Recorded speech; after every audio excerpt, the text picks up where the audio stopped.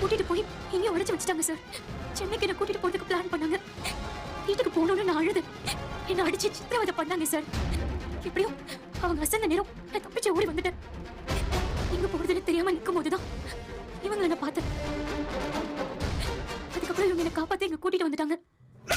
எங்கேயும் போகக்கூடாதுன்னு சொன்னல, என் பேச்சு கேட்டியா நீ? இப்ப என்ன பாத்தியா? என்ன ஐயா விடுங்க. ஏன் சார் உங்ககிட்ட நடந்திருக்கு, இது தெரியாம அந்த பொண்ணை காப்பாற்றவும் முயற்சி பண்ணாம என் மான போட்டு அடிக்கிறீங்களே குறியா இருந்தீங்க சார்.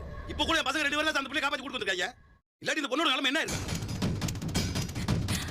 ஏன் சார் நீங்க பண்ணலாம் நியாயமா சார்? சொல்லுங்க சார், நீங்க பண்ணலாம் எந்த விதத்துல நியாயம்? ஒரு தடவை பத்து விசாரிப்பீங்களா? கேட்கறீங்களா? சொல்லுங்க சார்.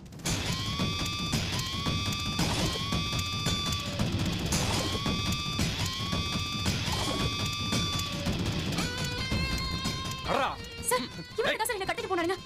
எடுத்து போய்க்கலாம். என்ன வேலை பண்றீங்க? உங்களை சும்மா விட கூடாது.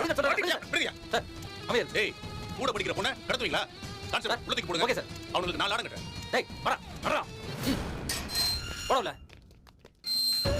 நடந்தது என்ன தெரியாம உங்க பையன் மேல புகார் கொடுத்துட்டேன். தயவு செஞ்சு மன்னிச்சிருங்க சார். ஐயா, என் மான நான் நல்ல விதமா தாயா வளர்த்திருக்கேன்.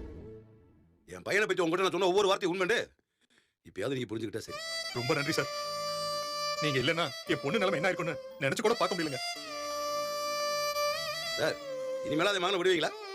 இல்ல என்னமோ சொன்னீங்களே கட்டி தொங்க விடுவீங்க, கட்டி தொங்க விடுறீங்களா?